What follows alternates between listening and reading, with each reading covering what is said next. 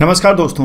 पिछले हफ्ते यानी 13 फरवरी से 18 फरवरी तक के जो इम्पोर्टेंट आर्टिकल्स है उसको हम डिस्कस करने जा रहे हैं इस वीडियो में। तो चलिए स्टार्ट करते हैं 13 फरवरी के आर्टिकल से। पहला जो 13 फरवरी को इम्पोर्टेंट आर्टिकल था वो सोलर पावर से रिलेटेड था। सोलर पावर के दाम सस्ते हो गए थे। मध्य प्रदेश के अंदर में रेवा प्रोजेक्ट किया था। ये देखिए इसलिए उल्लेखनीय है क्योंकि आमतौर पे सोलर टेक्नोलॉजी यानी सोलर इक्विपमेंट्स का इसलिए यूज़ नहीं किया जाता क्योंकि ऐसा कहा जाता है कि सोलर टेक्नोलॉजी काफ़ी महंगी होती है। तो अब जिस प्रकार से इसके रेट कम होने स्टार्ट हो गए हैं तो ये आम जनता यानी गरीब जनता भी इसको इस्तेमाल करने लगेगी।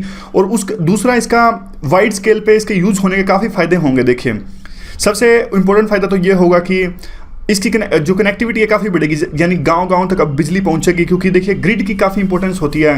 कोयले से जब हम बिजली प्रोड्यूस करते हैं तो उसको गांव-गांव तक पहुंचाने के लिए ग्रिड की आवश्यकता होती है। लेकिन गरीब जनता मान लीजिए दूर दराज के रिमोट एरियाज़ में अगर सोलर इंस्टॉलमेंट्स या सोलर इक्विपमेंट्स को छत पर भी लगाया जाए तो बिजली प्रोड्यूस की जा सकती है और इसके लिए ग्रिड की आवश्यकता नहीं है। दूसरा हमारा देखिए 100 गीगावाट का जो हमारा टारगेट है 2022 तक हमारा टारगेट है कि 100 गीगावाट तक हमें जो है सोलर एनर्जी प्रोड्यूस करनी है। ये इसके लिए भी महत्वपूर्ण है बिजली सस्ता होना। और तीसरा सोलर पावर एक्चुअली में सस्ता होना। तीसरा जो पेरिस एग्रीमेंट है क्लाइमेट चेंज पे उसमें भी हमने काफ़ी सारी कमिटमेंट्स करी है कि 30% जो है हम या फिर 40% जितने भी है वो नॉन फॉसिल फ्यूल से प्रोड्यूस करेंगे, यानी कोयले के बिना प्रोड्यूस करेंगे। तो इसलिए भी महत्वपूर्ण है। दूसरा हमारा खुद का इन्वायरमेंट भी तो है ना। अगर सोलर पावर से, सौर ऊर्जा से हम जितनी ज़्यादा इलेक्ट्रिसिटी प्रोड्यूस करेंगे हमारा इन्वायरमेंट उतना ही स्वच्छ रहेगा। लेकिन फिर भी हम काफ़ी स्लो चल रहे हैं। देखिए यानी 2016-17 में हमें 12 गीगावाट अपनी एनर्जी प्रोड्यूस करनी थी सौर ऊर्जा से, लेकिन हम नहीं कर पाए। हमने अपना टारगेट था वो मिस कर दिया दिसंबर में 10 गीगावाट से। तो हमने काफ़ी एक आप कह सकते हैं कि बिल्कुल भी हम काफ़ी पीछे चल रहे हैं सौर ऊर्जा के मामले में। और फिर उसके बाद अगर कहें तो देखिए national policy on renewable energy है, ये भी फेल हो गई है इन्वेस्टमेंट ला पाने में। क्योंकि देखिए जब तक मिडिल क्लास की पार्टिसिपेशन नहीं होगी इस तरह की जो टेक्नोलॉजी में, तब तक ये जो है ये पूरी जो पॉलिसी है हमारी रिन्यूएबल एनर्जी की वो ज़्यादा सफल हो नहीं पाएगी। इसलिए आवश्यकता यही है कि देखिए हमें एक प्रकार से इसमें जो ग्रिड कनेक्टिविटी में जो सफलता हमने पाई है, देखिए आपने देखा होगा कि कई बार सौर ऊर्जा के सोलर प्लांट्स लगते हैं काफ़ी लार्ज स्केल पे, वाइड स्केल पे, वो तो ठीक है। लेकिन जब तक मिडिल क्लास का और गरीब जनता का जब तक वो अपने छत के ऊपर में सोलर इक्विपमेंट्स नहीं लगाने लगेंगे तब तक कि हमारा लक्ष्य पूरा नहीं होगा। तो वे फॉरवर्ड तो यही है कि देखिए नेट मीटरिंग और फीड एंड टैरिफ, ये हमने डिस्कस किया था कि नेट मीटरिंग क्या होता है। नेट मीटरिंग ये होता है कि ग्रिड से कनेक्ट करते हैं, आपके जिस घर में सोलर इक्विपमेंट्स लगे होते हैं छत पे उसको ग्रिड से कनेक्ट करते हैं तो उसमें नेट मीटरिंग की जाती है। नेट मीटरिंग क्या मतलब, आपको ये देखिए जितनी ज़्यादा आप एनर्जी सोलर इक्विपमेंट से ले सकते हो ले लो, बाकी बचे हुए आप ग्रिड से ले लो, तो आपका बिल उतना ही आएगा जितनी एनर्जी जितनी इलेक्ट्रिसिटी आप ग्रिड से ले रहे हो। दूसरा, अगर आपके घर में ज़्यादा इलेक्ट्रिसिटी प्रोड्यूस हो जाती है सौर ऊर्जा से तो आप बेच दीजिए ग्रिड को, तो आपको क्रेडिट्स मिल जाएंगे, अगले महीने आप यूज़ कर लेना। आपने बल्कि बिजली लेने के बजाय ग्रिड को बेच दी। तो ये है नेट मीटरिंग का कंसेप्ट। जर्मनी में यह देखने को मिला कि नेट मीटरिंग के कंसेप्ट से काफ़ी फायदा हुआ और बहुत सारे लोगों ने अपने अपने ज़्यादा से ज़्यादा सोलर इक्विपमेंट्स लगाए। तो अभी ये जो मॉडल है हम भी इम्प्लीमेंट कर सकते हैं जर्मनी की तरह हमारे देश में ही। तो इससे रिलेटेड पूरा ये आर्टिकल था। अगला जो आर्टिकल है वो सेक्स ऑफेंडर से रिलेटेड है। मेनका गांधी ने एक प्रपोजल दिया था। देखिए एक पर्सन था जिसने कन्फेशन किया कि पिछले 10 साल में उसने 100 से ज़्यादा रेप्स किए, घिनौने कृत्य किए। तो उसके बाद में मेनका गांधी ने एक प्रपोजल रखा था कि देखिए जो भी ये सेक्स ऑफेंडर्स होते हैं, खास करके रिपीटर सेक्स ऑफेंडर्स जो बार बार इस तरह के जघन्य जो क्राइम में अपने आप को संलिप्त पाते हैं, उनके लिए क्या होना चाहिए, उनके लिए एक पूरा इंडिया का इंटरकनेक्टेड पुलिस रजिस्ट्री होनी चाहिए, पुलिस का रजिस्टर होना चाहिए ऑनलाइन, ताकि बार बार अगर ये क्राइम करते हैं तो उनकी पहचान की जा सके और उनको रोका जा सके, डेटरेंस क्रिएट की जा सके। तो उसी से रिलेटेड है ये। तो और क्या क्या इसके पॉइंट्स हैं, वो ऑनलाइन जो रजिस्टर होगा वो यह तय करेगा और काफ़ी सारे उसमें प्रोविजंस होंगे कि जो एक बार सेक्सुअल क्राइम जो कर चुके हैं वो टाइमली यानी फ्रिक्वेंटली पुलिस स्टेशन में आएंगे। और एक तरह से वो नहीं होता तड़ी पार करने के बाद होता है कि फिर कहते हैं कि मूवीज़ में कि आपको 2 हफ्ते में हाजिरी लगानी है थाने में। तो इस तरह की चीज़ होती है ये, जो एक बार सेक्सुअल क्राइम करता है उसको जहाँ कहीं भी है वो थाने में हाजिरी लगानी पड़ती है वो उसको। तो इससे फ़ायदा क्या होगा, देखिए इससे फ़ायदा ये होगा कि पता लग जाएगा पुलिस को क्या ये दोबारा तो जो क्रिमिनल एक्टिविटीज़ में उसमें तो नहीं इंडल्ज हो गए। तो एक प्रकार से वो टाइमली आएंगे और बताएंगे कि कहाँ वो रह रहे हैं, क्या अभी एम्प्लॉयमेंट कहाँ है, उनका फिजिकल डिस्क्रिप्शन क्या है। तो इवन यूएस और साउथ कोरिया है वो तो एक स्टेप आगे ही चले गए। उन्होंने कहा कि देखिए ये पूरा डेटा है वो पब्लिक भी एक्सेस कर सकती है। एक तरफ तो फ़ायदा है, पब्लिक अगर एक्सेस कर सकती है तो क्योंकि उनको सिक्योरिटी होगी, सिक्योरिटी फील करेंगे और वो देख लेंगे कि हमारे आसपास है कोई एक सेक्सुअल ऑफेंडर तो नहीं रह रहा है। लेकिन ये कहते हैं कि देखिए सिक्योरिटी के बजाय जो नुकसान है वो काफ़ी ज़्यादा होगा। कैसे? ये कहते हैं कि देखिए काफ़ी बेइज्जती हो जाएगी, जो एक बार सेक्सुअल ऑफेंस करता है उसकी बहुत बेइज्जती हो जाएगी, तो उनको दोबारा से क्राइम में इंडल्ज होना काफ़ी आसान लगेगा बजाय कि सुधरना, क्योंकि उन्हें लगेगा कि बेइज्जती तो हो ही गई एक बार, तो अब इज्जत तो रही नहीं, तो इससे अच्छा तो क्राइम में ही हम इन्वॉल्व हो जाएं। तो इसलिए बल्कि और ज़्यादा हार्डन करेगा उन क्रिमिनल्स की अप्रोच को। दूसरा, उनको कोई घर नहीं देगा किराए पे, और इवन जो उसकी बिरादरी के जो दूसरे लोग हैं वो भी उनको टाइम टू टाइम तंग करेंगे या फिर उकसाएंगे कि आप क्राइम एक्टिविटीज़ में शामिल हो जाओ। और इवन जो मेनका गांधी है वो तो एक स्टेप आगे चल गई, उन्होंने कहा कि देखिए इवन जो जुवनाइल्स हैं जिनकी उम्र 16 से 18 साल के बीच में होती है, उनको जुवनाइल कहते हैं, इवन उन पे भी इस तरह का एक तरह से जो आप प्रोसीजर है उनको भी जो रजिस्ट्री है पुलिस की ऑनलाइन उसमें शामिल किया जाए अगर वो सेक्सुअल ऑफेंस में संलिप्त पाए जाते हैं तो। और दूसरा, इन्होंने अंडर ट्रायल की बात भी की, अगर अंडर ट्रायल को भी इस लिस्ट में रखा जाए, इस रजिस्ट्री में रखा जाए। तो देखिए मेनका गांधी अगर जुवनाइल की बात करती हैं तो वो साफ साफ UN convention for rights of child, अगर जुवनाइल को इस ऑनलाइन रजिस्ट्री में रखा जाता है तो ये इस कन्वेंशन का उल्लंघन होगा, तो ऐसा हम नहीं कर सकते। और दूसरी ये बात कहते हैं कि देखिए बात ये नहीं है, बात ये है कि इतने सारे जो रेप्स के क्राइम जो एफआईआर लॉन्च की जाती है तो उनको अंजाम तक कितने कम क्राइम्स को पहुंचाया जा सकता है, तो कितने कम लोगों को वहाँ पे तो जो गवाही है वही नहीं देते बाद में जाके, और जो फाइनल रिजल्ट आ पाता है वो कितने कम क्राइम्स का आ पाता है। तो ये डेटा है, अगर आप याद कर सको तो ठीक है, नहीं तो ज़्यादा इंपॉर्टेंट नहीं है। कहने का मतलब ये है कि बहुत कम केसेस को अंजाम तक पहुंचाया जाता है, और बहुत कम केसेस जो हैं आगे चल के जो विक्टिम्स होते हैं वो एकदम स्ट्रॉन्ग रहते हैं, क्योंकि प्रोसेस इतनी ज़्यादा लंबी हो जाती है कि विक्टिम भी आस छोड़ देते हैं, इस पूरे प्रोसेस से न्याय मिलने की उनकी जो आस है वो टूट जाती है। और अभी देखिए रेलेवेंट क्वेश्चंस ये पूछने चाहिए हमें कि इस टॉपिक पर बनते हैं कि देखिए जिसने हमने आर्टिकल की शुरुआत में एक पर्सन की बात करी थी जिसने कॉन्फेस किया था कि उसने पिछले 10 साल में 100 से ज़्यादा सेक्सुअल क्राइम्स किए। तो देखिए आप बताइए, क्या 100 से ज़्यादा जब उसने क्राइम्स किए, क्या एक बार भी ऐसा नहीं हुआ कि जो विक्टिम थे वो कानून के सामने आए हों? ऐसा तो हो ही नहीं सकता। कुछ तो विक्टिम्स जरूर आए होंगे पुलिस के सामने, तो क्या पुलिस उनको क्यों पुलिस उस क्रिमिनल को पकड़ पाने में सक्षम नहीं हो पाई? क्यों? और दूसरी बड़ी बात ये निकलती है कि क्यों ऐसा हुआ कि इतनी सारी जो कंप्लेंट्स रजिस्टर होती हैं जो रेप से रिलेटेड या फिर सेक्सुअल क्राइम से रिलेटेड, क्यों पुलिस उन पर ठोस कार्रवाई नहीं करती और बाद में वो रिपीटेड ऑफेंडर बन जाते हैं? तो इसलिए जो ऑलरेडी कानून मौजूद है आप उनको स्ट्रेंथन कीजिए बजाय कि नए कानून बनाने के। यही बात ये आर्टिकल में कहते हैं। और वे फॉरवर्ड में क्या बात आती है, यहाँ पे देखिए वे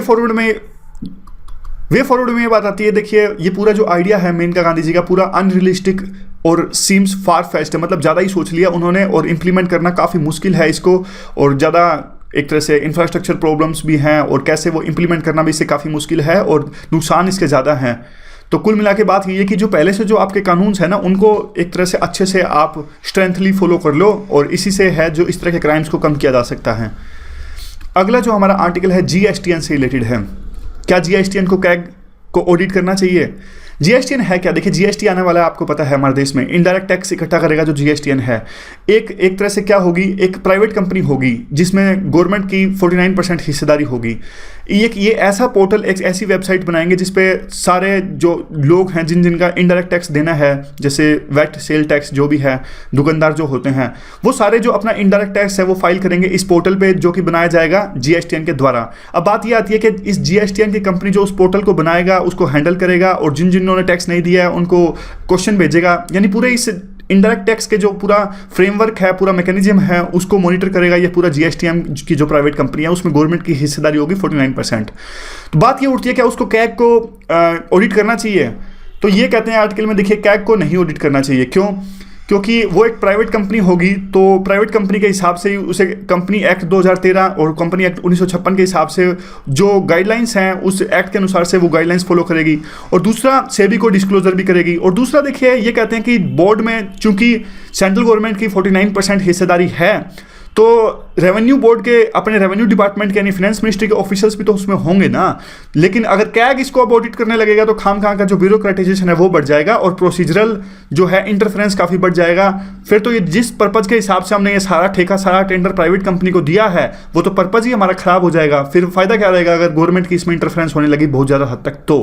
तो इसलिए ये मना कर रहे हैं कि कैग को हमें नहीं अलाउ करना चाहिए कि इस पूरी कंपनी को, GSTN को ऑडिट करने दे। तो चलिए अब 14 फरवरी का आर्टिकल्स हम डिस्कस करते हैं। नॉर्थ कोरिया से रिलेटेड आर्टिकल था। देखिए नॉर्थ कोरिया ने क्या किया, नॉर्थ कोरिया ने मिसाइल परीक्षण किया और बैलिस्टिक मिसाइल का परीक्षण किया जो दूसरे कंटिनेंट में भी वार कर सकती है।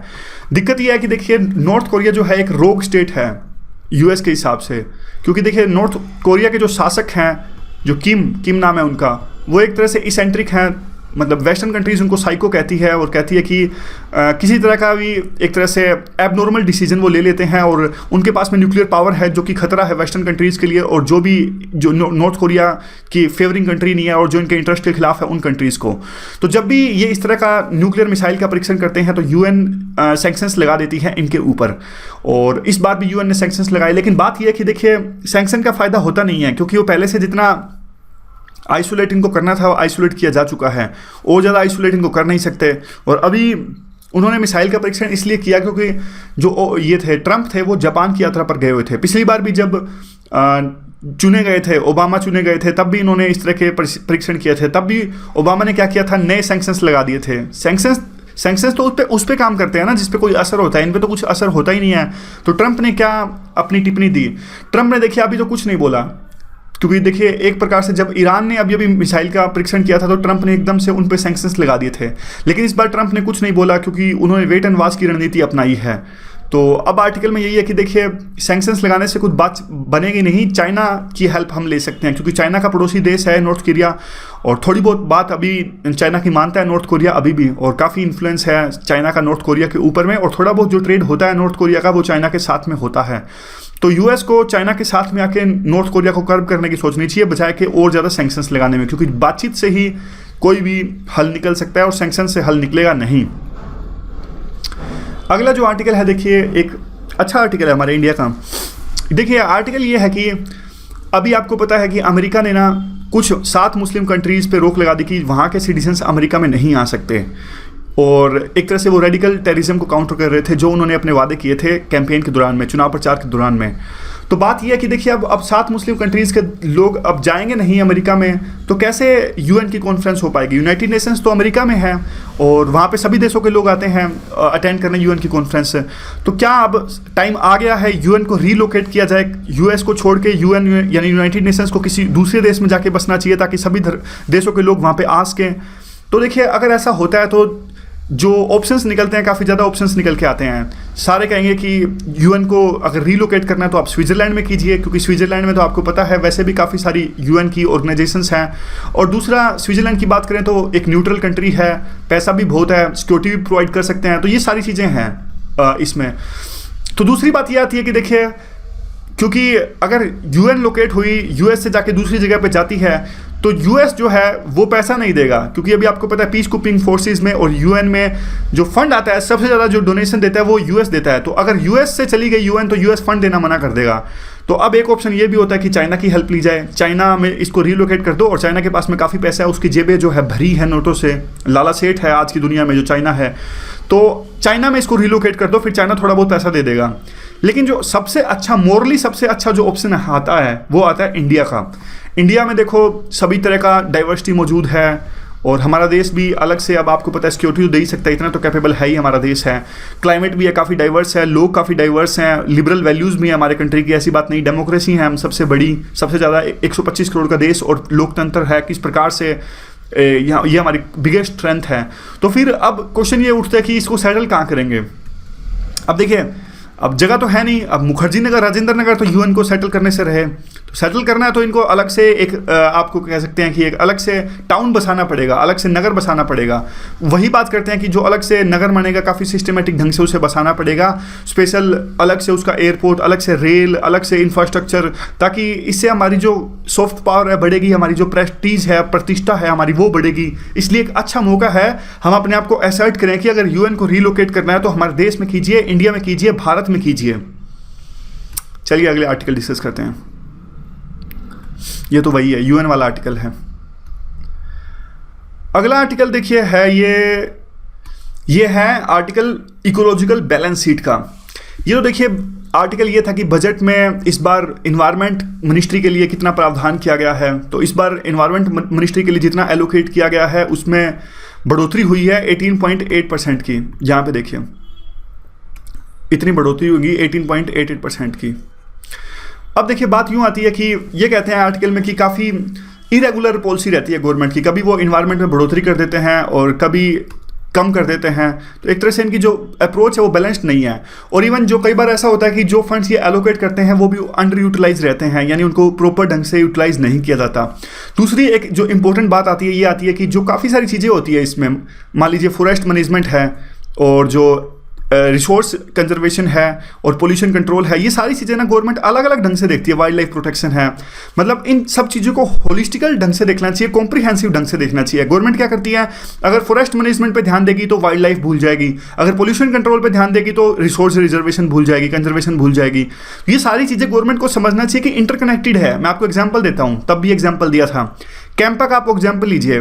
कैंपा में क्या होता है, कैंपा में जब भी कोई, आप कह सकते हैं कि जब भी कोई पॉलिसी जब भी कोई इंडस्ट्री पेड़ को काटती है तो उसके लिए अलग से पेड़ लगाने पड़ते हैं, अलग से ट्री की ग्रोथ करनी पड़ती है। अब देखिए अलग से पेड़ तो लगा देते हैं पैसे का प्रावधान करके, लेकिन उसमें होता क्या है, उसमें वो जो जीव जंतु थे, जो हमारा फोना था, वो थोड़े ना आ पाएगा। यानी जो शेर वगैरह जो भी हमारे जानवर वहाँ पे उस जंगल में रह रहे थे जिनकी पेड़ अभी काटे जा चुके हैं, अब नए पेड़ लगाएंगे तो वो सारा जो हमारे जीव जंतु या फिर हमारी जो डाइवर्सिटी है लिविंग और जो बींग्स की वहाँ पे डाइवर्सिटी है वो नहीं आ पाएगी ना।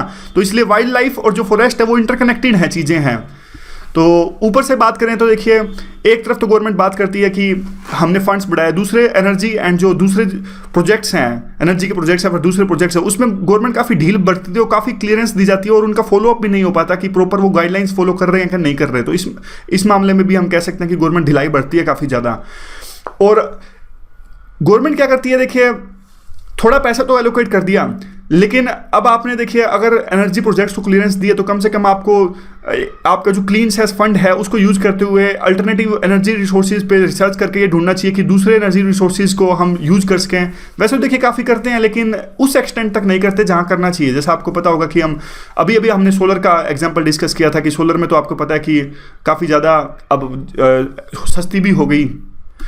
दूसरा, अब ये जो अल्टरनेटिव एनर्जी रिसोर्सेज के बाद में बात आती है पॉल्यूशन इंडस्ट्रीज़ की। गंगा की बात आए, चाहे वो देखिए जो कानपुर की बात आए, कहीं भी ये जो पोल्यूटिंग इंडस्ट्रीज़ हैं आज भी नदियों में या फिर खुले जगह पे अपना जो वेस्ट मटेरियल है वो डिस्चार्ज कर देते हैं और उस पर कर्ब लगाने के लिए गवर्नमेंट ने सफिशिएंट स्टेप्स नहीं उठाए। और सस्टेनेबल डेवलपमेट की तरफ में भी गवर्नमेंट ने कुछ ऐसा काम नहीं किया जिससे कि इन्वायरमेंट की तरफ में ऐसा कहा जा सके कि काफ़ी संवेदनशील है गवर्नमेंट जो है इन्वायरमेंट के प्रति। और जो बात है बजट की एलोकेशन की, वो तो काफ़ी देखिए इनसब्सटेंशियल है, काफ़ी कम मात्रा में अपर्याप्त है जो गवर्नमेंट करती है, और वो भी काफ़ी इरेगुलर रहता है कि एक साल बढ़ा दिया, एक साल घटा दिया, और जो होता है वो भी अंडर यूटिलाइज रहता है। ये थोड़ा वो डेटा है अगर आप यूज कर सको तो। और उसके बाद में आती है कि बात प्रायोरिटीज ऑफ प्रॉब्लम्स। ये एक बात ये कि बैलेंस बनाने की जरूरत है कि गवर्नमेंट दोनों बातें करती है। एक बात तो यूँ कहती है कि हम जो है डेवलपमेंट लाने के लिए जो कुछ हम कर सकते हैं वो करेंगे, दूसरी तरफ प्रधानमंत्री ये भी कहते हैं कि इन्वायरमेंट को सेव करना हमारी जिम्मेदारी है। तो एक जो बैलेंस लाना है वो काफ़ी मुश्किल है और गवर्नमेंट के लिए भी काफ़ी मुश्किल है। कहीं ना कहीं गवर्नमेंट को इसमें बैलेंस इस्टेब्लिश करना होगा, और वो लाइन जो है कि डेवलपमेंट को तरक्की ज़्यादा प्रेफरेंस दें या फिर एनवायरनमेंट को प्रेफरेंस कहाँ ज़्यादा दें। लेकिन दोनों को साथ चलने की आवश्यकता है, क्योंकि डेवलपमेंट तो रुक नहीं सकती, डेवलपमेंट तो आएगी ही आएगी, लेकिन वो डेवलपमेंट है वो एनवायरनमेंट की कॉस्ट पे नहीं आनी चाहिए, ये बात है। तो अब हम डिस्कस करेंगे आगे 15 फरवरी के आर्टिकल्स। तो चलिए डिस्कस करते हैं 15 फरवरी के आर्टिकल्स। 15 फरवरी के आर्टिकल्स में देखिए ये सिगरेट से रिलेटेड ये आर्टिकल था, तंबाकू से रिलेटेड आर्टिकल था। देखिए अब पिछले दिनों क्या था, एक कॉमर्स मिनिस्ट्री ने एक प्रपोजल दिया कैबिनेट को कि आप एफडीआई है टबाको रिलेटेड प्रोडक्ट्स में, यानी तंबाकू से संबंधित जो प्रोडक्ट्स हैं उनमें परमानेंट बैन कर दीजिए। क्योंकि अभी देखिए अगर अभी फिलहाल का करंट स्टेटस हम जानने की कोशिश करें तो एफडीआई बैन है वैसे तो, लेकिन जो बाहर की फॉरेन की कंपनीज हैं वो टेक्नोलॉजी में और टेक्नोलॉजी कोलाबोरेशन में या फिर लाइसेंसिंग में, फ्रेंचाइजी में, ट्रेडमार्क में, ब्रांड नेम में, कहने का मतलब क्या है साफ साफ भाषा में कहूँ तो आपको कि वो डायरेक्ट हमारे देश में इन्वेस्ट नहीं कर सकती विदेशी सिगरेट की जो कंपनीज हैं, लेकिन वो किसी लोकल कंपनी के साथ जॉइंट वेंचर कर सकती है। यानी सामान उसी का बिकेगा लेकिन नाम जो होगा वो लोकल कंपनी का होगा, इस प्रकार से। या फिर आप कह सकते हैं कि लोकली ये प्रोड्यूस करेंगे और जो ब्रांड जो वाटरमार्क या फिर जो ट्रेडमार्क होता है वो बाहर की विदेशी कंपनी का यूज होगा। तो इस प्रकार से लाइसेंस देके या फिर ट्रेडमार्क का यूज करके, ब्रांड नेम का यूज करके बाहर की कंपनीज अभी भी इन्वेस्ट कर सकते हैं। लेकिन कॉमर्स मिनिस्ट्री ने कहा कि इनको ये भी हटा दो, बिल्कुल भी किसी तरह का ना ज्वाइंट वेंचर हो सकता है, ना ट्रेडमार्क यूज कर सकता है, लेकिन बिल्कुल हटा दो। तो लेकिन अब बात ये आती है कि देखिए जो बाहर की कंपनीज है वो विरोध करेंगे इस चीज़ का, वो कहेंगे कि WTO के खिलाफ में है, प्रोटेक्शनिस्ट की पॉलिसी अपना रही है सरकार, तो ये सब दिक्कत आएगी। तो इसमें आर्टिकल ये कहता है कि देखिए जो BIT होती है, अब बाहर की कंपनीज तो मानेंगे नहीं इस बात को, अगर हम परमानेंट हर तरह की FDI को हमने बैन कर दिया, तो BIT भी है, बायलैटरल इन्वेस्टमेंट ट्रीटी। ये बायलैटरल इन्वेस्टमेंट ट्रीटी वो होती है कि जब भी कोई, देखिए ये किसी देश के साथ में साइन होती है, मान लीजिए हमारी और स्विट्जरलैंड की है, जब भी कोई स्विट्जरलैंड की कंपनी हमारे देश में इन्वेस्ट करेगी तो प्रॉपर टर्म्स एंड कंडीशंस होती है कि ये फॉलो करेगी कंपनी। कोई भी देश है जो बाद में जाके प्रोटेक्शनिस्ट पॉलिसी नहीं अपना सकता, यानी कंपनी के हितों के खिलाफ में काम नहीं कर सकता। तो इस तरह की ये बातें होती हैं। तो अब वो सिगरेट कंपनीज हैं, मान लीजिए PMI है, एक सिगरेट की कंपनी है वो, और वो स्विट्जरलैंड की है मान लीजिए, तो स्विट्जरलैंड और इंडिया की है।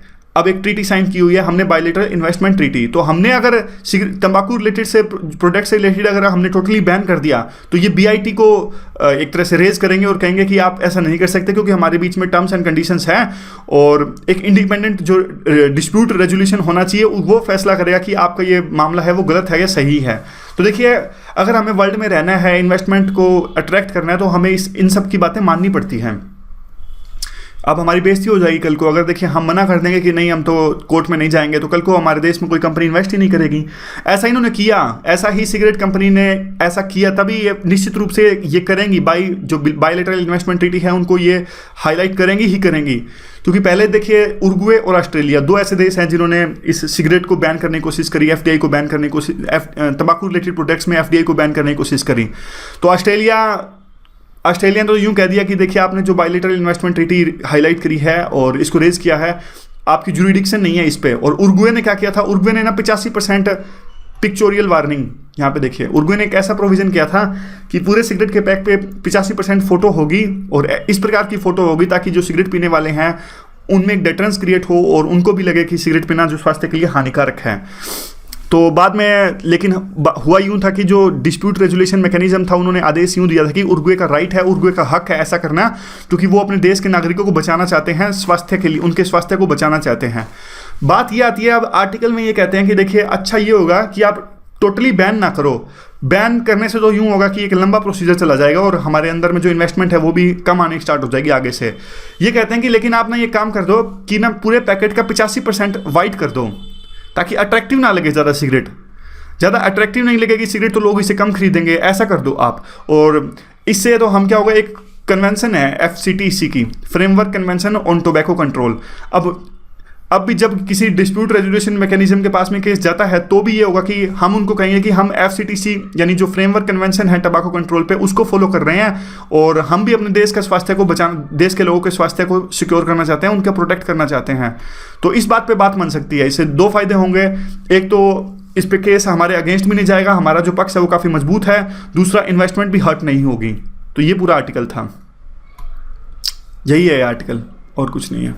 फिर ये कहते हैं कि देखिए ऐसा हुआ क्यों नहीं, ये कहते हैं कि देखिए वाइट, जो पूरे पैक को वाइट पैकेजिंग में करना है, ये अभी केस हाई कोर्ट में है। हाई कोर्ट में, इलाहाबाद हाई कोर्ट ने डिसीजन दिया था कि आप ऐसा कीजिए, लेकिन बाद में सुप्रीम कोर्ट में अभी ये केस लंबित है और आगे नहीं बढ़ा जा सका है। तो जल्द से जल्द इसको आगे बढ़ाया जाए, यही कहते हैं अब लास्ट में। ये अगला जो केस है देखिए इलेक्शन कमीशन से रिलेटेड है।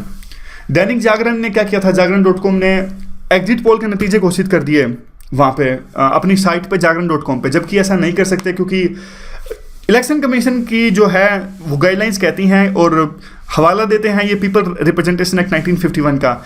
ये कहते हैं कि देखिए जब इलेक्शन फेजेस में होता है तब आप लास्ट राउंड से पहले इलेक्शन एग्जिट पोल के नतीजे नहीं घोषित कर सकते। अब यूपी में आपको पता है कि आज तीसरे पोल के मतदान चल रहे हैं, आज हैं, तो अब क्या इलेक्शन चल रहे हैं, तो अब आज एग्जिट पोल घोषित होता है तो क्या होता है कि लोगों की जो राय है वो प्रभावित हो जाती है। तो जागरण.com ने ऐसा किया था, बाद में उसके जो एडिटर थे वो अरेस्ट हो गए थे और उसका जो दैनिक ट्रिब्यून अखबार है तो एक तरह से समर्थन किया था, कहा था कि इलेक्शन कमीशन ने अच्छा काम किया है और इलेक्शन कमीशन काफ़ी अच्छा काम करता है, पहले भी इनकी अच्छी रेपुटेशन है सुप्रीम कोर्ट के समान में, और ये रेपुटेशन काफ़ी लंबे सालों के बाद में बड़ी मुश्किल से बनी है। और इकोनॉमिक्स टाइम्स ने इस बात का विरोध किया था। इकोनॉमिक्स टाइम्स ने कहा था कि देखिए मीडिया को सप्रेशन अच्छी बात नहीं है, और एग्जिट पोल को पब्लिश किया भी है तो वो थर्ड पार्टी का किया है, उन्होंने खुद से एग्जिट पोल नहीं किया था, थर्ड पार्टी के नतीजे सिर्फ दिखाए हैं जागरण.com पे। आप एडिटर को इस तरह आपको अरेस्ट नहीं करना चाहिए। और जो दूसरी बात आती है वो ये आती है कि देखिए जो हमारे एग्जिट पोल को आप मना कर ही क्यों रखा है, बैन कर ही क्यों रखा है आपने एग्जिट पोल ने, क्यों? क्योंकि देखिए कहते हैं कि आप कहते हो कि जो वोटर्स की राय है वो प्रभावित होती है एग्जिट पोल से। वोटर की राय तो देखिए प्रभावित करनी ही है, उनको सही पिक्चर दिखानी ही है।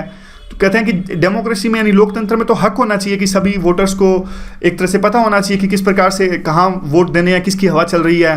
तो वोटर की राय तो एडवर्टाइजमेंट से भी प्रभावित होती है, जो हमारे नेता लोग स्पीच देते हैं स्पीच से भी प्रभावित होते हैं, इवन जो भाषण देते हैं या फिर किसी भी तरह की उससे भी प्रभावित होती है। क्या इन सब चीज़ों को बैन कर दें हम? नहीं, बैन करने की आवश्यकता नहीं है इन सब चीज़ों को। तो अच्छा तो ये होना चाहिए कि जो एग्जिट पोल है उसको करने दें इलेक्शन कमीशन, ऐसा ये कह रहे हैं इकोनॉमिक्स टाइम्स वाले। तो दो तीन आर्टिकल हमने मिक्स डिस्कस किए इस एग्जिट पोल के पूरे आर्टिकल्स में। तो चलिए अगला आर्टिकल हम डिस्कस करते हैं 16 फरवरी का। ये आर्टिकल्स, एक सेकंड में पानी पी लेता हूँ।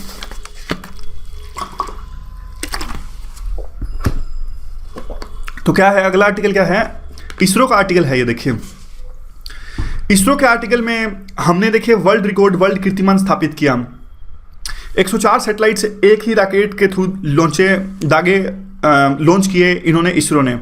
और उनमें से 104 में से देखिए 3 तो इंडिया के थे, 3 इंडिया के थे और बाकी थे 101 वो अलग अलग देशों के थे। अकेले यूएस के काफ़ी सारे थे और बाकी एक इनका था जो हमारे हैं United States, Israel, UAE, Netherland, Kazakhstan. ये सब याद रखने की जरूरत नहीं है। मेन बात ये है कि 104 सैटेलाइट्स हमने एक ही रॉकेट लॉन्चर की सहायता से लॉन्च किए। और बाद में ये देखिए ये वर्ल्ड रिकॉर्ड है, क्योंकि 37 सैटेलाइट्स का वर्ल्ड रिकॉर्ड इससे पहले रशिया के नाम पे था, और नासा ने बाद में 29 सैटेलाइट्स लॉन्च किए थे। तो हमारा जो है अब वर्ल्ड रिकॉर्ड है। एक प्रकार से इसरो ने अपने आप को साबित कर दिया कि हमारे पास में जो टेक्नोलॉजी है काफ़ी अच्छी है, चीपर जो सैटेलाइट्स हम लॉन्च कर सकते हैं, और रिलायबल भी हमारी पूरी जो टेक्नोलॉजी है। सॉरी। देखिए काफ़ी मुश्किल काम था ये। मुश्किल काम कैसे था? क्योंकि इतने सारे सैटेलाइट्स को लॉन्च करना था और 2 सैटेलाइट्स के आपस में टकराने का डर भी था कि अगर वो टकरा जाएं आपस में तो। और इसलिए इन्होंने क्या किया, 2-2 के पेयर बना के सैटेलाइट्स लॉन्च किए, दोनों को अलग अलग डायरेक्शन में। और अगर बात करें कि कौन कौन से हमारे सैटेलाइट्स थे, हमारे 3 सैटेलाइट्स थे इसके अंदर में। एक तो था ये कार्टोसैट 2 सीरीज़ का। कार्टोसैट 2 सीरीज़ का जो ये सैटेलाइट है ना, ये एक तरह से अर्थ ऑब्जर्वेशन का है, रिमोट सेंसिंग ये करता है। और दूसरे जो हमारे सैटेलाइट्स हैं, नैनो सैटेलाइट्स हैं, ये इसरो के INS, ये 5-5 किलो के सैटेलाइट्स हैं। ये टेक्नोलॉजी डिमॉन्स्ट्रेट करते हैं। टेक्नोलॉजी डिमॉन्स्ट्रेट कैसे करते हैं? देखिए अपने देश में ना बहुत सारी जो यूनिवर्सिटीज़ होती हैं वो रिसर्च करती रहती हैं कि ऐसे स्पेस टेक्नोलॉजी काम करती है। तो अब क्या होगा, अब इससे 5-5 किलो के सैटेलाइट्स वो देंगी इसरो को कि आप हमारी तरफ से लॉन्च कर दीजिए। तो इसरो उनको लॉन्च कर देगा, जो भी वो रिसर्च करना चाहते थे वो रिसर्च हो जाएगी। तो इससे हमारे देश में फ़ायदा होगा, इंस्पायरेशन आएगी बच्चों को, जो रिसर्च की तरफ ज़्यादा रुझान बढ़ेगा। तो एक तरह से टेक्नोलॉजी डिमॉन्स्ट्रेशन ये सैटेलाइट्स है 5-5 किलो के। और एक बात और भी हमने पढ़ी थी, देखिए हमने एक आर्टिकल डिस्कस किया था, याद है आपको, कि इसरो जैसी सक्सेस बाकी डिपार्टमेंट्स में क्यों नहीं आ पाती। तो अगर हम उसकी बात करें कि इसरो जैसी सक्सेस बाकी डिपार्टमेंट में क्यों नहीं आ पाती, तो 5 पॉइंट्स हैं। हमने कल परसों इसको डिस्कस किया था। तो 5 पॉइंट आपको बताऊं कौन कौन से हैं। पहला था ऑटोनमी का पॉइंट। क्योंकि इसरो को देखिए बहुत ऑटोनमी है, सीधा PMO को रिपोर्ट करता है इसरो।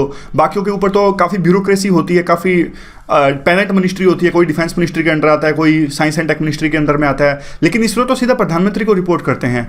और दूसरी बात करें तो इसका हेडक्वार्टर है वो इसरो का, वो बेंगलोर में है, दिल्ली में नहीं है। क्योंकि अगर देखिए दिल्ली में हेडक्वार्टर होता है तो काफ़ी इनको एक तरह से वही सेम बात है, इंटरफ्रेंस काफ़ी ज़्यादा होती है। और दिल्ली में इनका हेडक्वार्टर होता है तो काफ़ी इंटरफ्रेंस होती है, प्रोसीजरल जो लूप होल्स होता है वो काफ़ी ज़्यादा। तो इसके सिलिकॉन वैली यानी हैदराबाद जो बेंगलोर है, वहाँ पे एक्सपर्टीज़ भी है, रिक्रूटमेंट करनी है वो भी आसानी से हो जाती है, क्योंकि टेक्नोलॉजी का हब है जो बेंगलोर है। तीसरी अगर बात करें तो हम देखिए प्राइवेट सेक्टर से काफ़ी अच्छा डील करता है इसरो। तो प्राइवेट सेक्टर से डील करते हैं तो कोऑपरेशन बढ़ता है, अकाउंटेबिलिटी बढ़ती है और जल्दी काम हो जाता है। जो बाकी डिपार्टमेंट्स हैं, DRDO वगैरह हैं, वो प्राइवेट सेक्टर से डील काफ़ी कम करते हैं। और चौथी बात ये है कि देखिए ये वहीं ज़्यादा एक तरह से कह सकते हैं कि उसी सेक्टर में है ये इसरो, जहाँ पे प्राइवेट जो इंडस्ट्रीज़ हैं वो इन्वेस्ट नहीं करती, क्योंकि गेस्टेशन पीरियड है वो काफ़ी ज़्यादा होता है, बेनिफिट्स काफ़ी कम मिलते हैं। क्योंकि देखिए अब प्राइवेट इंडस्ट्रीज जो है वो सैटेलाइट वगैरह लॉन्च करने लगेगी तो एक बहुत ज़्यादा टाइम लग जाएगा उनको फ़ायदा लेने में, और पब्लिक डेवलपमेंट भी काफ़ी ज़्यादा होती है, और सैटेलाइट्स का आपको पता है कि देश के यूज़ के लिए ज़्यादा होते हैं। तो इसलिए ये 4-5 जो रीज़न है उससे क्या है कि इसरो है वो काफ़ी सक्सेसफुल रही है, जबकि बाकी जो बॉडीज़ हैं जैसे कि DRDO और जो सेंट्रल जो वैक्सीन एजेंसी हैं वो ज़्यादा सफल नहीं हो पाई हैं। तो इसरो जैसा मॉडल बाकियों की भी अपनाना चाहिए, DRDO को, क्योंकि DRDO को शिफ्ट कर दो बेंगलोर में, और सेम चीज़ें अगर अपनाओगे डायरेक्टली PMO से रिपोर्ट करवाओ, और पुणे या फिर बेंगलोर में इसका हेडक्वार्टर शिफ्ट कर दो, और वैसे ही सेंट्रल वैक्सीन एजेंसी है उसको भी अहमदाबाद या पुणे में शिफ्ट कर दो। तो ये पूरे काफ़ी इंपॉर्टेंट पॉइंट्स थे। आगे पोल्यूशन का आर्टिकल था, एक रिपोर्ट आई थी, इंटरनेशनल रिपोर्ट आई थी, ये आई थी state of global air 2017 study, और हेल्थ इफेक्ट्स, ये क्या है, इंस्टीट्यूट एंड क्या है ये, हाँ, health effects institute and institute of health matrix and evaluation, इन दोनों ने मिलकर ये रिपोर्ट जारी करी थी। इन्होंने कहा था कि देखिए 2.5 जो पर्टिकुलेट मैटर्स होते हैं, पोल्यूटेंट्स होते हैं छोटे छोटे, और 2.5 का मतलब इनका साइज से है, यहाँ पे देखिए साइज होता है इनका, एक अगर आप बात करें तो देखिए माइक्रोन्स में इसको मेजर करें तो 1 इंच में होते हैं 2500 माइक्रोन्स, और एक जो पर्टिकुलेट मैटर की जो विड्थ होती है यानी चौड़ाई होती है वो एक बाल से, अपने हेयर से 30 गुना कम होती है। तो ये देखिए ये छोटे छोटे जो पोल्यूटेंट्स हैं, पर्टिकुलेट मैटर्स हैं, हमारे रेस्पिरेटरी सिस्टम, हमारे लंग्स में चले जाते हैं, तो उससे अस्थमा वगैरह की प्रॉब्लम क्रिएट होती है। तो ये सबसे ज़्यादा आते कहाँ से हैं? देखिए सबसे ज़्यादा आते हैं जो किसान, आपको पता है कि जो फसलों के रेजिड्यूज है, बची हुई फसल, मान लीजिए खरीफ की फसल अभी चली गई और आगे रबी के लिए बिजाई करनी है, तो देखिए जो बचे हुए फसलों के काट दी, मान ले बचा वो कचरा होता है, उसको जलाते हैं किसान, क्योंकि उनको काफ़ी एक्सपेंसिव पड़ता है, अगर वो लेबर हायर करेंगे उसको काटने के लिए तो वो जला देते हैं, इवन टाइम की भी कमी होती है इनके पास में। अब देखिए इसी वजह से जो नॉर्थ इंडिया में दिल्ली है जो काफ़ी एक बार बीच में पड़ता है, तो हरियाणा, पंजाब, राजस्थान, जो वेस्टर्न उत्तर प्रदेश है, वहाँ पे किसान अगर इस तरह से रेजिड्यूज को जलाते हैं तो दिल्ली में काफ़ी प्रॉब्लम आ जाती है, वहाँ पे पोल्यूशन काफ़ी ज़्यादा बढ़ जाता है। आपने देखा भी होगा कि किस प्रकार से वहाँ पे इस बार जो सर्दियों में धुएं का बादल आ गया था। तो काफ़ी सारी बातें की गई कि इसको आप कह सकते हो बायोगैस में कन्वर्ट कर दो, बायोफ्यूल में कन्वर्ट कर दो, लेकिन ऐसा हो नहीं पाया। कहीं ना कहीं गवर्नमेंट भी रिस्पॉन्सिबल है, उनको भी सीडर मशीनरी जो है जिससे वो रेजिड्यूज को काटा जा सके, उनको किसानों को अवेलेबल करवानी चाहिए टाइम टू टाइम, ताकि वो ना जलाएं और इनको काटे दें प्रॉपर, और इनका यूज भी हो उसके कंपोस्टिंग में। तो ये पूरा आर्टिकल था, और प्रॉपर पॉलिसी होनी चाहिए, इस तरह की बातें करी थी। नहीं तो काफ़ी लोग, 11 लाख लोग जान दे देते हैं हमारे देश में, अडल्ट मारे जाते हैं इस पोल्यूशन के कारण, और रहना काफ़ी दूभर हो गया। बार बार हमारी जो सिटीज़ हैं उनका नाम आता है अगर कोई भी वर्ल्ड में सर्वे होता है तो। चलिए अगला आर्टिकल डिस्कस करते हैं। अगला आर्टिकल है, देखिए इलेक्टोरल रिफॉर्म से रिलेटेड है, योगेंद्र यादव जी का इंपॉर्टेंट आर्टिकल था ये। देखिए इस साल बजट में 4 हमने जो है पॉलिटिकल फंडिंग के रिगार्डिंग में 4 रिफॉर्म्स हम लाए। पहला था इलेक्टोरल बॉन्ड्स हमने बनाया, दूसरा था हमने जो लिमिट थी 20,000 की वो घटा दी, और तीसरा है वो इनकम टैक्स रिटर्न से मैंडेटरी फाइल करना है, चौथा है अब वो डोनेशन ले सकते हैं, वो चेक और दूसरे मेथड से भी ले सकते हैं। तो हमने ये डिस्कस किया था कि क्रिटिसिज्म था एक तरफ से योगेंद्र यादव जी का, उसने कहा था कि देखिए इनकम टैक्स रिटर्न्स करना तो पहले से कंपलसरी है, लेकिन बात तो ये है ना वो करते नहीं हैं। तो एक तरह से कुछ ऐसा होना चाहिए था कि कंपलसरी किया जाए, और अगर ना करें तो उस पर कार्रवाई हो। और पेन गिर गया, चलो बच गया। अब देखिए, और एक जो दूसरा पॉइंट था वो ये था कि बात ये करते हैं कि ये कौन सा रिफॉर्म हुआ कि इनकी जो फंडिंग होनी चाहिए इससे, मतलब चेक से या फिर डिजिटल जो मेथड्स हैं वहाँ से इनकी फंडिंग हो सकती है पॉलिटिकल पार्टीज़ की। पहले कौन मना करता था इनको? तो मतलब ये तो रिडंडेंसी है ना, पहले भी तो कर ही सकते थे। और अब एक और जो बात आती है, यानी ये दो तो हो गए वो रिडंडेंट हो गए, यानी पहले से थे और कुछ नया नहीं हुआ। अब बात करते हैं इनकी लिमिट घटाने की। तो योगेंद्र यादव इसमें कहते हैं कि देखिए लिमिट गवर्नमेंट ने कुछ नहीं घटाई। पहले लिमिट ऐसी थी कि 20,000 से नीचे का जो चंदा लोग देते थे तो उनको क्या करते थे, उनको अपना सोर्स, यानी पॉलिटिकल पार्टीज को इन 20,000 से नीचे वालों का सोर्स नहीं दिखाना पड़ता था ये कहाँ से मिला। तो लोग यूँ सोच रहे हैं कि गवर्नमेंट ने इसकी लिमिट घटा दी, 2,000 कर दी, लेकिन लिमिट नहीं घटाई। बात यूँ है कि अब सिर्फ गवर्नमेंट ने इतना कहा कि 2,000 से जो ऊपर का चंदा है तो आप कैश में नहीं दे सकते, यानी मैक्सिमम अगर आपको कैश में चंदा देना है तो वो 2,000 देना है। तो इस तरह से अब क्या होगा, कुछ ज़्यादा ट्रांसपेरेंसी आएगी नहीं, और एक तरह से आप कह सकते हो कि बस अकाउंटेंट है उसको ज़्यादा ट्रांजैक्शंस करनी पड़ेगी, क्योंकि अब ये क्या करेंगे 2,000 से नीचे नीचे की ट्रांजैक्शंस दिखा देंगे जो पॉलिटिकल पार्टीज़ हैं, तो अकाउंटेंट की फीस बढ़ जाएगी, बाकी इससे ज़्यादा कुछ नहीं होगा। चौथा जो सबसे इंपॉर्टेंट है वो इलेक्टोरल बॉन्ड्स का है। देखिए इलेक्ट्रॉनल बॉन्ड्स में क्या करेंगे, इलेक्ट्रॉनल बॉन्ड्स में ये करेंगे कि जो यहाँ पे मान लीजिए हमने एक एग्जांपल के तहत ये समझा था, ये इसलिए था कि मान लीजिए जो भी पॉलिटिकल पार्टीज़ हैं वो चंदा देती हैं और बाद में दूसरी पार्टी अगर सत्ता में आ जाती है तो उनको काफ़ी ओप्रेस किया जाता था, उनको हरास किया जाता था। तो इलेक्ट्रल बॉन्ड में क्या होगा, जिसको भी इलेक्ट्रल बॉन्ड खरीदना है, किसी पॉलिटिकल पार्टी को चंदा देना है, तो वो जाएगा अपने बैंक के अंदर में जो ऑथराइज्ड हैं, वहाँ पर वो इलेक्ट्रल बॉन्ड खरीदेंगे। और इलेक्ट्रल बॉन्ड जिसका खरीदा है, मान लीजिए अब मान लीजिए किसने लिया वो तो पता है जिस बैंक में, क्योंकि मान लीजिए मैं जाऊंगा HDFC बैंक में जाके, तो उनको यूं तो पता है HDFC बैंक वालों को कि मैंने इलेक्ट्रल बॉन्ड खरीदा है, लेकिन उनको ये नहीं पता कि मैंने किसको दिया है, क्योंकि मैं अपने हिसाब से अब मुझे जिस भी पॉलिटिकल पार्टी को देना है तो मैं उस पॉलिटिकल पार्टी के बैंक में जाऊंगा और उनके खाते में, पॉलिटिकल पार्टी के खाते में जमा करा दूंगा, वो मैं तो किसी और को भी भेज दूंगा। लेकिन वो बैंक यूं नहीं पूछेगा कि किससे मिला है, क्योंकि उस इलेक्ट्रिकल बॉन्ड पे किसी का नाम होगा ही नहीं। तो कहने का मतलब ये है कि जहां से मैं इलेक्ट्रल बॉन्ड बनवाऊंगा, उसकी रिसिप्ट बनवाऊंगा, पर्चा लेऊंगा इलेक्ट्रल बॉन्ड का, उनको पता है कि मैंने खरीदा है, लेकिन उनको ये नहीं पता कि मैंने किसको दिया है। और जहां पे मैं जमा कराऊंगा उनको ये पता है कि किस पॉलिटिकल पार्टी के खाते में ये आया है, उनको ये नहीं पता कि किसने दिया है। ये सिर्फ मैं और पॉलिटिकल पार्टी जानती है कि मान लो पॉलिटिकल पार्टी को पता है कि बस इस बंदे ने मुझे इतना चंदा दिया है, बाकी किसी को कुछ नहीं पता। बल्कि इससे तो ट्रांसपेरेंसी चली गई। ट्रांसपेरेंसी कैसे चली गई, क्योंकि देखिए हुआ यूँ कि पहले तो अगर मान लीजिए पॉलिटिकल पार्टीज़ को फ़ायदा पहुंचाती थी कंपनीज, मान लीजिए 5,000 करोड़ का अगर मान लीजिए कोई डील सेटलमेंट करवा दी, तो होता यूँ था कि 50% की डील हो गई, 2500 करोड़ भाई आप ले लो, 2500 करोड़ हमें दे दो चंदे के तौर पे। तो पहले तो पता लग जाता था, इनकम टैक्स रिटर्न्स में आ जाता था। लेकिन अब ये इस तरह से इलेक्ट्रल बॉन्ड से अगर वो चंदा देंगे तो पता ही नहीं लगेगा, यानी करप्शन का जो पैसा है वो आधा आधा बांट लेंगे और पता ही नहीं लगेगा। तो ये नुकसान हो गया ज़्यादा। बल्कि ये तो देखिए इस आर्टिकल जयललिता के केस से रिलेटेड था। RK राघवन का ये आर्टिकल था। उन्होंने कहा कि ये काफ़ी मुश्किल होती है अगर बड़े लीडर्स की कोई जांच करनी होती है। तो एग्जांपल ही देते हैं कि इन्होंने RK राघवन ने खुद ने जांच करी थी, जो जयललिता का केस था, तो उनके घर में जाके इन्वेस्टिगेशन करनी थी, रेड मारनी थी। तो डर लगता था और काफ़ी ऑफिसर तैयार नहीं थे और कोई विश्वास नहीं कर सकता था कि कभी हम जयललिता के घर में जा भी सकेंगे, काफ़ी थ्रेट्स आती थी। तो उसके बाद में क्या हुआ, इन्होंने क्या किया, इन्होंने अपने एक जयललिता को किसी दूसरे केस में अरेस्ट किया गया था, CID केस में। तब जाके इन्होंने जयललिता से परमिशन ली कि हम आपके घर को सर्च करना चाहते हैं और आपके द्वारा ऑथराइज किए हुए पर्सन की प्रेजेंस में। तो फिर बाद में इन्होंने किया और ये तारीफ भी करते हैं कि आज भी हमारे पूरे सिस्टम में कुछ अच्छे ऑफिसर्स हैं, जैसे वो जज जिन्होंने ट्रायल कोर्ट के जज जिन्होंने जजमेंट दी, काफ़ी प्रेशर उन पर था, पब्लिक प्रोसिक्यूटर जिन्होंने सरकार की तरफ में केस लड़ा, और भी काफ़ी लोग हैं और जिनकी वजह से आज इस पूरे केस में न्याय हो पाया। तो अब ये कहते हैं कि ये बात कहते हैं कि देखिए इस पूरे केस से एक एग्जांपल निकलता है ये कि जितना ज़्यादा एविडेंस है, यानी सबूत है, वो डॉक्यूमेंट्स के फॉर्म में होंगे तो उतना ज़्यादा अच्छा है, क्योंकि गवाह बाद में जाके पलट जाते हैं लेकिन डॉक्यूमेंट्स हमेशा लास्ट तक साथ निभाते हैं। तो डॉक्यूमेंट्री एविडेंस होना काफ़ी आवश्यक है और इसलिए डिजिटलाइजेशन है वो सबसे ज़्यादा होना चाहिए, ताकि जो बाद में पूरे ट्रेल किया जा सके, पूरे केस को ट्रैक किया जा सके, कहाँ कहाँ है और क्या क्या गलतियाँ हुई हैं। तो ये पूरा हमारा आर्टिकल था। एक बात और कहते हैं कि जो विजिलेंस वगैरह हैं, विजिलेंस वगैरह को इंडिपेंडेंट किए जाने की आवश्यकता है, क्योंकि ये क्या होता है, एक छोटे से छोटे हमारे ऑल इंडिया ऑफिसर को भी अगर फ्रेम करना है तो भी विजिलेंस के पास में पावर्स काफ़ी कम होती है। तो इसलिए विजिलेंस के जो ऑफिसर्स हैं उनको एक तरह से पूरे इस शिकंजे से फ्री किए जाने की आवश्यकता है और उनको एक तरह से आज़ादी मिलने की और वो फ्री इंडिपेंडेंटली काम कर सके, इस प्रकार का प्रोविज़न होना चाहिए। आगे हम डिस्कस करते हैं 17 फरवरी के आर्टिकल्स।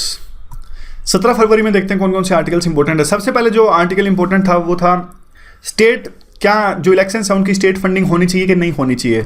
तो इस पर तीनों तरह के व्यू थे हमारे पास में, लेफ्ट, राइट और सेंटर। योगेंद्र यादव तो देखिए इस पूरे चीज़ के पक्ष में है। योगेंद्र यादव कहते हैं कि जो स्टेट फंडिंग होनी चाहिए इलेक्शंस की, और जिन लोगों के पास में पैसा नहीं है उनको भी मौका मिलना चाहिए, अगर वो सीरियस कंटेंडर हैं तो वो भी इलेक्शन लड़ सकें और पैसा उनकी रुकावट ना बने। तो फिर ये कैसे करते हैं कि कैसे फंडिंग होनी चाहिए, तो उसके लिए एग्जांपल देते हैं ये कि देखिए जिसको जितने वोट मिले और बाद में उनके जो वोट्स के बदले में पैसे मिलने जाने चाहिए कि इलेक्शन के नतीजों के बाद में, मान लीजिए किस कैंडिडेट ने इलेक्शन लड़ा और उसको 10,000 वोट मिले तो उसको एक वोट के बदले में 100 रुपये मिल जाने चाहिए। तो इसको 100 से मल्टीप्लाई कर दो इलेक्शन के नतीजे आने के बाद में, तो ये कितने हो जाएंगे, कितने हो गए, काफ़ी सारी जीरो होगी, ये हो जाएंगे देखिए 10,000, 1 लाख, 10 लाख हो जाएंगे। हाँ 10 लाख हो जाएंगे। देखिए अगर मान लीजिए एग्जाम्पल के तौर पे जितने वोट मिलेंगे उसको बस 100 से मल्टीप्लाई कर दो, उतने पैसे मिल जाने चाहिए हमारी गवर्नमेंट के तरफ से, ताकि वो इलेक्शन लड़ सकें और इससे ज़्यादा नुकसान नहीं होगा। कहते फिर 2-3 बातें और भी कहते हैं कि अगर यूँ लगता है कि ज़्यादा खर्चा हो रहा है तो 1% की आप सीलिंग लगा दो, मतलब लोग ऐसा हो कि बस पैसों के लिए इलेक्शन ना लड़ें, तो 1% की सीलिंग लगा दो कि जिनको कम से कम 1% वोट मिलेंगे, सिर्फ उन्हीं के पैसे जो होंगे वो कंपनसेशन को दी जाएगी। और उसके बाद में कहते हैं कि देखिए ज़्यादा खर्चा होगा नहीं, क्योंकि 50 करोड़ के आसपास लोगों ने वोट किया था जनरल इलेक्शंस में। अगर उसको 100 से मल्टीप्लाई करेंगे तो 5000 करोड़ बनते हैं, और पिछले 5 सालों का बजट देखें तो 5000 करोड़ कोई ज़्यादा नहीं है, और थोड़ी सी कीमत तो हमें चुकानी पड़ेगी अगर देश में ट्रांसपेरेंसी लानी है तो। और इवन वर्कर्स को भी पता होगा, कि पॉलिटिकल पार्टीज़ को पैसा मिल रहा है, तो पॉलिटिकल पार्टीज़ को से वो पैसा मांगेंगे अपनी अपनी पार्टी से और कहेंगे कि जो पैसा मिल रहा है वो आप हमें थोड़ा बहुत दीजिए, तो इससे इंटरनल अकाउंटेबिलिटी है वो भी बढ़ेगी। तो अब दूसरी बात आती है मनीष तिवारी की। मनीष तिवारी क्या कहते हैं, ये कांग्रेस के हैं। ये कहते हैं कि देखिए जब भी कोई बंदा इलेक्शन लड़ता है तो उनके दोस्त, उनके परिवार के सदस्य और काफ़ी सारे ऐसे लोग जो उनकी सोच से प्रभावित होते हैं वो भी कंट्रीब्यूट करते हैं। उनको लगता है कि देखिए कैंडिडेट अच्छा है तो पैसा देना चाहिए। तो एक प्रकार से कहते हैं कि स्टेट फंडिंग नहीं की जा सकती। स्टेट फंडिंग करेंगे तो क्या होगा, प्राइवेट फंडिंग बंद हो जाएगी। और बात यह है कि आप क्या कीजिए, प्राइवेट यानी जो अभी के जो मैकेनिज्म्स हैं उनको स्ट्रॉन्ग कीजिए बजाय के प्राइवेट फंडिंग को बंद करने के। ये कहते हैं कि देखिए जो एक सुप्रीम कोर्ट को इस पे एक्शन लेना चाहिए, क्योंकि सुप्रीम कोर्ट यह आदेश दे कि जितना भी चंदा भी मिलता है कोई भी ज्ञात नहीं होना चाहिए, सबका प्रॉपर डेटा रजिस्टर होना चाहिए। और अभी क्या होता है कि देखिए जो जहाँ जहाँ जितना खर्चा करता है वो तो रजिस्टर होता है, लेकिन जहाँ जहाँ से पैसा मिलता है वो अंकित नहीं होता, उसको सीरियस लेना चाहिए। और जो इलेक्शन के दौरान में जो इलेक्शन ऑब्जर्वर्स होते हैं, हमारे एक्सपेंडिचर ऑब्जर्वर्स होते हैं, उनके पास में कैंडिडेट्स को यह भी, यानी पॉलिटिकल पार्टीज के जो कैंडिडेट्स इलेक्शन लड़ रहे हैं उनको यह भी दर्ज करवाना चाहिए कि जहाँ जहाँ से उनको चंदा आ रहा है वो भी सारी डिटेल्स दो ताकि पता लग जाए। फिर ये कहते हैं कि देखिए जो इलेक्शन लड़ते हैं कैंडिडेट्स, तो ये तो डेमोक्रेसी के अनुरूप हैं। अगर जितना ज़्यादा जनता पैसा देगी तो अकाउंटेबिलिटी बढ़ेगी बजाय के कॉर्पोरेट ग्रुप से लेने से, क्योंकि कॉर्पोरेट ग्रुप्स देंगे तो ब्लैक मनी ज़्यादा आता है, जनता का पैसा आता है तो एक तरफ से कैंडिडेट्स की जनता के प्रति जो है अकाउंटेबिलिटी भी बढ़ती है। हमारी डेमोक्रेसी के लिए काफ़ी इंपॉर्टेंट है। तो इसलिए जो स्टेट फंडिंग है वो नहीं होनी चाहिए और जनता की तरफ से ही फंडिंग होनी चाहिए। तीसरा व्यू है हमारा, वो है SY कुरैशी का। ये एक बैलेंस्ड अप्रोच है इनकी। ये कहते हैं कि देखिए ये इनके व्यूज़ हैं काफ़ी सेम ही है इनके योगेंद्र यादव से, तो मतलब काइंड ऑफ इनका भी वही अप्रोच है जो योगेंद्र यादव का है।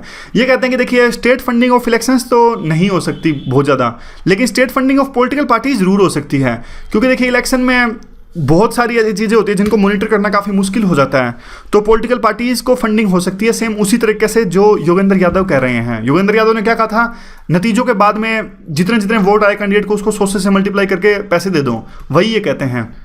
28 लाख रुपए एक विधानसभा के लिए लिमिट होती है, लेकिन ये लिमिट काफ़ी ज़्यादा क्रॉस कर जाती है और इन चीज़ों को मॉनिटर करना काफ़ी मुश्किल है। वैसे देखिए काफ़ी तरह की कैपेबिलिटी आ गई है अब इलेक्शन कमीशन के पास में, फिर भी काफ़ी मुश्किल होता है। तो ये सेम बात कहते हैं कि वोट का तो पता है, वोट में धांधलेबाजी हो नहीं सकती, किसको कितने वोट मिले हैं, तो उसी हिसाब से 100 से गुणा करके पैसे दे दो। वो ये भी वही बात कहते हैं, ज़्यादा खर्चा नहीं आएगा, 5500 करोड़ खर्चा आएगा। तो लेकिन जनता कह सकती है कि हम पैसे क्यों दें इसके लिए, इलेक्शंस को करवाने के लिए। तो फिर अगर आपको यूँ लगता है कि देखिए अगर जनता पैसा नहीं देना चाहती तो वो कॉर्पोरेट ग्रुप से ले लें, कॉर्पोरेट ग्रुप्स भी तो फंडिंग दे सकते हैं ना। और फिर ये बात कहते हैं कि काफ़ी सारे देशों में सर्वे किया गया था और 180 कंट्रीज़ में सर्वे किया गया, तो 71 नेशंस में यह पाया गया कि स्टेट फंड करता है इलेक्शंस को। उसमें से यूरोप के 86% थे कंट्रीज़, अफ्रीका के 71% और अमेरिका के 63% थे, एशिया के 58% थे। तो अब टाइम आ गया कि इंडिया को भी जो है वो एक तरह से स्टेट फंडिंग को अपनाना चाहिए। इससे फ़ायदा ही होगा, नुकसान नहीं होगा इसका। तो अब करते हैं हम 18 फरवरी के आर्टिकल्स डिस्कस। ये तो देखिए कल ही हमने डिस्कस किया था, पाकिस्तान में टेरर स्ट्राइक हुआ था और पिछले दिनों पाकिस्तान में और भी काफ़ी टेरर स्ट्राइक्स हुए।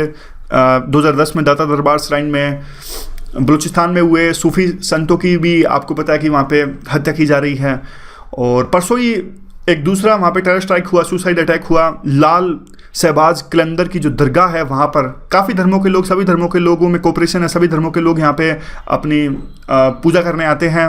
और दूसरा उसके बाद में देखिए ISIS ने इसको क्लेम किया कि हमने इस अटैक को किया है। बाद में उन्होंने कहा कि हम ऑपरेशन गाजी भी लॉन्च करेंगे। ऑपरेशन गाजी में वो कहते हैं कि हमारा जो अगला निशाना होंगे वो पाकिस्तान की आर्मी, पाकिस्तान की इंटेलिजेंस एजेंसीज और वो तमाम ऐसे सिम्बल्स होंगे जो रोकते हैं इस्लाम को फैलने से रोकने में।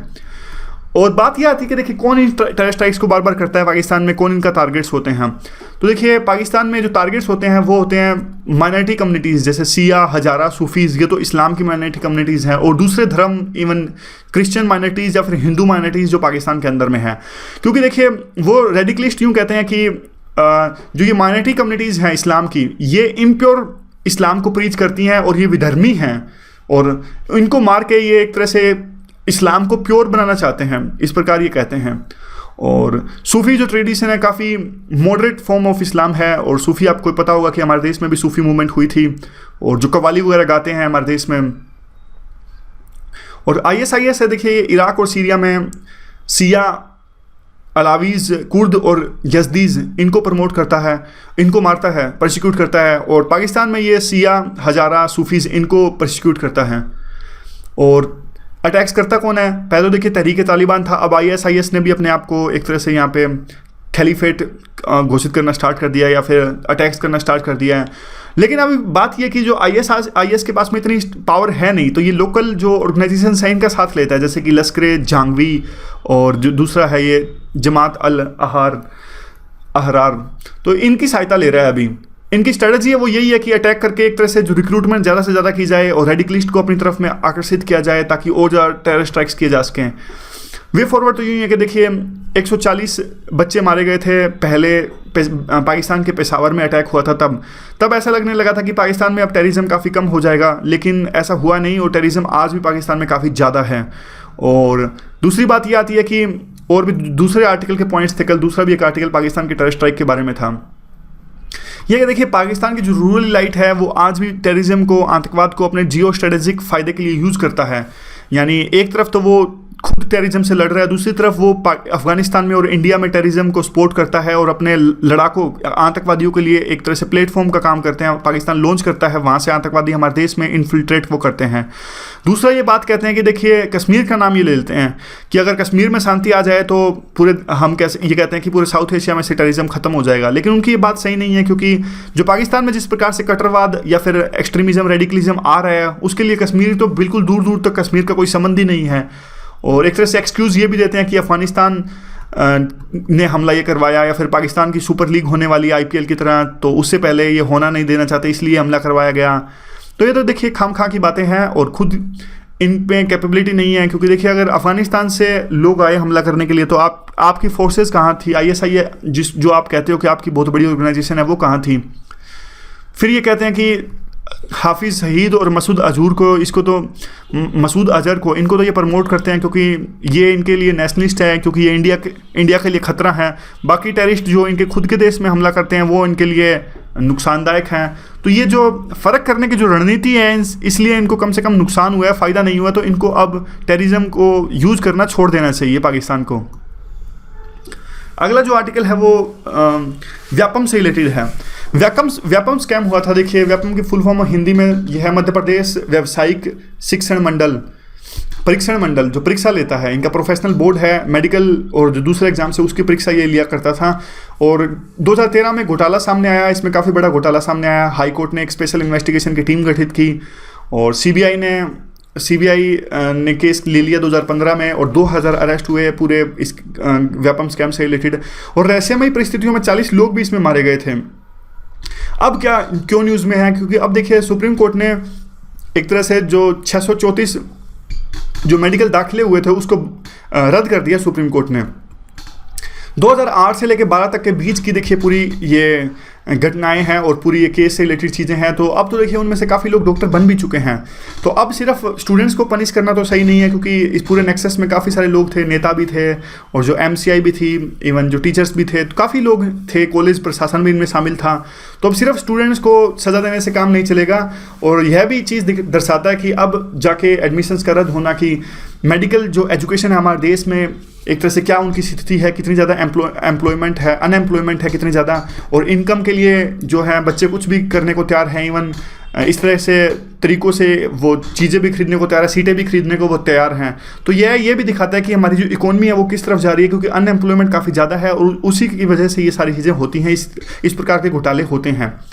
फिर आता है कि मेडिकल काउंसिल ऑफ इंडिया, जिस पर जिम्मेदारी है कि वो पूरी मेडिकल एजुकेशन से रिलेटेड चीज़ों को अच्छे से रेगुलेट करें, लेकिन ये भी अपने आप में फेल हो गई है।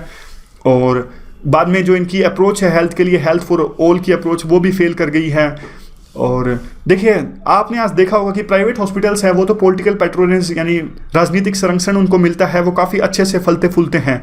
लेकिन सरकारी जो हमारे जो हॉस्पिटल्स हैं उनमें जो बेसिक जरूरी सुविधाएं हैं वो भी नहीं मिल पाती, उनका भी अभाव रहता है।